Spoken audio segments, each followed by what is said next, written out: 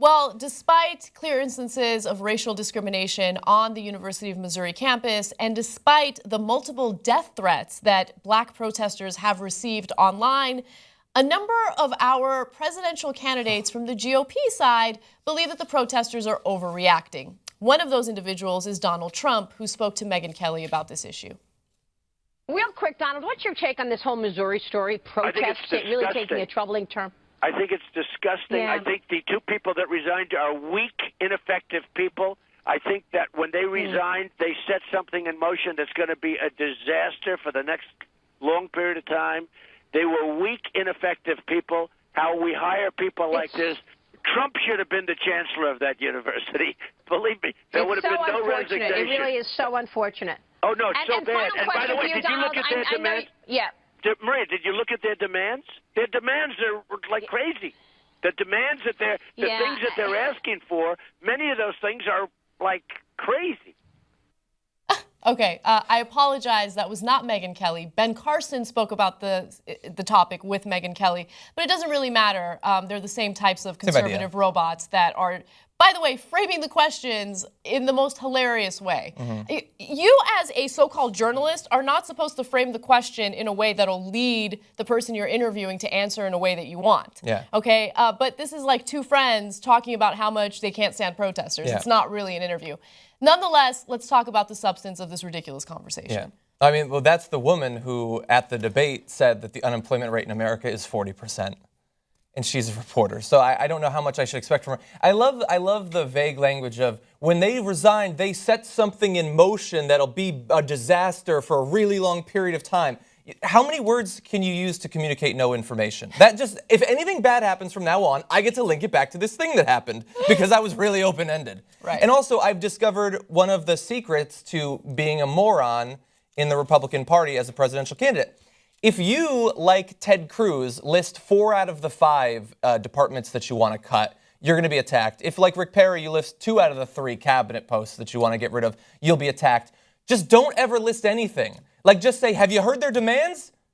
They're like crazy. Yeah. Don't mention any of them, then you can't be attacked for forgetting one. Well, here's the great thing. Although it's unlikely that they've read the list of demands or even cared about the list of demands, I have them right in front of me right now. So let's talk about it. Are they like crazy? They're like so crazy. Okay, so one thing that they've demanded is curriculum to educate people about discrimination, racism on college campuses. How dare they? More education on a college campus? Outrageous. But is it really necessary at this point that we be educated about the continued persistence of racism in America? I think that we could just play the clip from Donald Trump a couple times, and that'll pretty much drive the message home. Well, we do have a black president, so that's all the education we need, right? We've totally conquered racial discrimination, which is why you have students leaving feces with a swastika sign imprinted on it in front of, black students. That's the kind of... That's the kind of racism that we've already conquered and we've already gone past, right? I'll give them that. And by the way, conservatives and the right-wing media keep making the claim that that didn't really happen. It happened. Stop minimizing these instances. It's incredible because, again, these are Republican candidates who time and time again fail to win over the Latino vote, the black vote, minority vote. And then they always say, like, oh, we got to really rein them in. We got to do something about it. I got it. Let's minimize instances of racism that they deal with. Well, especially when the driving message of the protest right now is, we have not been listened to in the past. We have brought up instances of harassment that hasn't gone investigated, vandalism and things like that, and nobody listens, nobody cares. So then the response from the politicians is, it's not really happening and it's not that bad. I don't think they really got it. Here's another crazy demand. We demand that the academic year of 2017 to 2018, the University of Missouri increases the percentage of black faculty and staff. Oh shit, that's serious. Are they asking for 50%? No, they're asking for 10%. Yeah. 10%. These are black students who want to be represented and who want to learn in a non-hostile environment. Yeah. And one way to increase diversity on a college campus is to ensure that there's diversity among its leaders and among its faculty and staff. I don't think that that's a controversial thing to ask for. Well, I mean, it's lower than the demographic percentage of African Americans in the country. It wouldn't even be matching the prevalence of African Americans in the country. These are outrageous demands. It's pretty crazy. All right, you guys should read the full list of demands. It's literally one page. Okay. I want to. The problem lies with. Look, I'm looking at it too. Number 3 starts with "we demand." Number 4 starts with "we demand." Number 5 starts with "we demand." 6, 7, and 8 all start with "we demand." That is the problem with this list. That's all they read, and once they read, the few that did read the rest of it didn't see anything about the actual importance of racial diversity on the college campus. You know, every college, when they do their little ads during football games because they're playing and they need some promotion, they show the diversity in their college or on their brochures and their catalogs. Look, we have diverse collection of students here. We accept everyone when you're qualified. So they forget that the reason for having diversity is to actually learn something from it. It's not just black students that learn something from having more than, I think they said it's 3% of the faculty and staff are African American. So when you have a more diverse faculty, staff, student body, everyone learns more, because idiots like whatever Finkenmeyer from somewhere else, as John, I think you mentioned, no, he doesn't know any he has no interactions with any black people. None. I grew up in St. Louis. There was a little girl who rubbed my mother's hand, and it's like she thought the color was going to come off. She doesn't know what a black person is. Didn't know. Like, this is a younger kid, wasn't 19, like 5 or something.